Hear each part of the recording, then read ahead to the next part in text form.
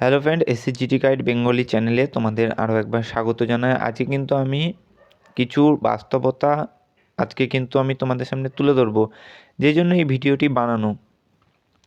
একটা একটি করে আমি আসি। প্রথমত, এই ভিডিওতে ক্লিক করেছো মানে তোমরা মেডিকেল পাস করেছো, ফাইনাল কাটআপের জন্য অপেক্ষা করছো।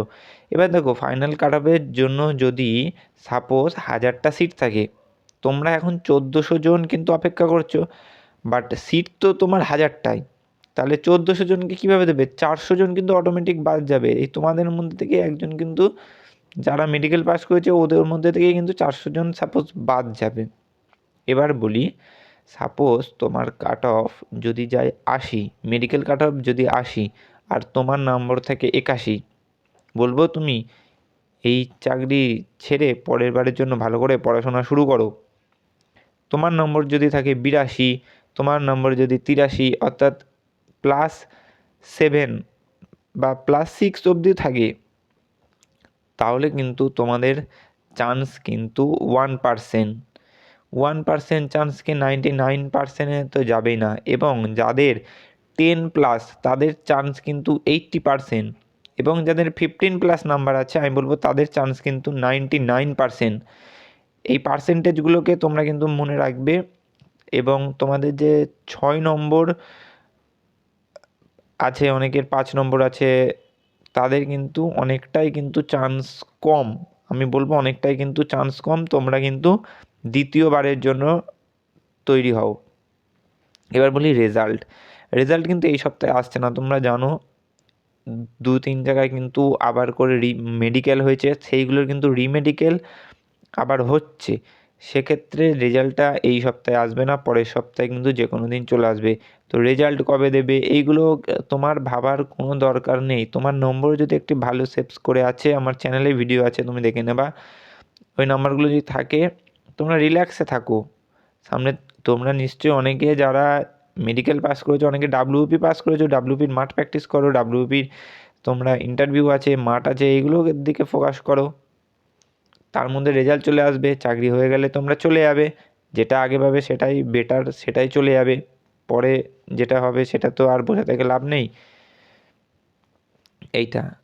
আর দ্বিতীয়ত বলবো, তোমরা অনেকে কমেন্ট করছো দাদা আমার 10 বেশি, দাদা আমার 5 বেশি।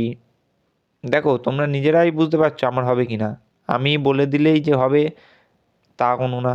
আমি বললাম হবে না, তুমি ডিমোটিভেট হয়ে গেলে, তোমার হয়ে যেতে পারে। তো আমরা যারা ইউটিউবে তোমরা যারা ভিডিও দেখছো, আমরা একটা কিন্তু অ্যানালাইসিস করে বুঝতে পারি যে এত থেকে এতর মধ্যে কিন্তু যেতে পারে এই রকম। তো সেটাই বলবো। আর তো তেমন কিছু বলার নেই। তোমরা এত দূর এসছো মানে তোমাদের কিন্তু নিজস্ব মধ্যে একটা কিন্তু কোয়ালিটি আছে। তোমরা ফিজিক্যালে তাকাত আছে, ফিজিক্যাল পাস করেছো। মেডিকেল তোমরা ফিট বলেই তোমরা জানো কি টাফ মেডিকেল হয়, যারা গেছে তারাই একমাত্র জানে। ওই মেডিকেল পাস করেছো। রিটেন এক্সাম কেমন টাফ হয়, রিটেন এক্সাম ক্র্যাক করেছো, তোমরা আজকে এই জায়গায় আছো। নিশ্চয়ই কোয়ালিটি আছে। এবার অনেকে বাদ যাবে ফাইনাল মিড থেকে, অনেকে মেডিকেল থেকে বাদ গেছে, অনেকে ফিজিক্যাল থেকে বাদ গেছে। তো ঠিক আছে, মেনে নিতে হবে। তোমার হাতেই তো সব কিছু নেই। নেক্সট বারের জন্য আবার ঝাঁপিয়ে পড়তে হবে। তো ভালো কিছু আছে তোমাদের জন্য। তার জন্যই হয়তো এইবার যাদের হবে না তাদের এই আশ্বাস নিয়েই তোমার কপালে আরও ভালো কিছু আছে, এটা ভেবেই কিন্তু তোমাকে সামনের দিকে পথ এগোতে হবে। তুমি জানো অনেকে কিন্তু ফাইনাল মেরিট থেকে বাদ যায়। সাপোজ ওই ফাইনাল মেরিটে অনেকে 1-2 নম্বরের জন্য বাদ যায়। সে যদি ওইবার ওই ফাইনাল মেরিটে সিলেক্ট হতো, সে কিন্তু 1-2 নম্বরও যদি পেয়ে যেত, তাহলে কিন্তু সে বিএসএফে চাকরি পেত।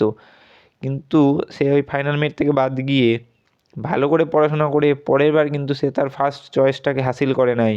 সিআইএসএফ বলো, এসএসবি বলো, এসএফ বলো, যার যেটা ইচ্ছা থাকে। তো এটাই বলার, আর কিচ্ছু না। তোমাদের সময় আমি নষ্ট করব না। সবাই ভালো থেকো, সুস্থ থেকো। আরও ভিডিও আসবে, আমি বিভিন্ন কীভাবে তোমরা প্রিপেয়ার হবে যারা নতুন, তাদের জন্য আমি কিন্তু আরও ভিডিও আনবো। তো দেখা হবে আবার একটি নতুন ভিডিওতে। ততক্ষণ সুস্থ থেকো এবং ভালো থেকো।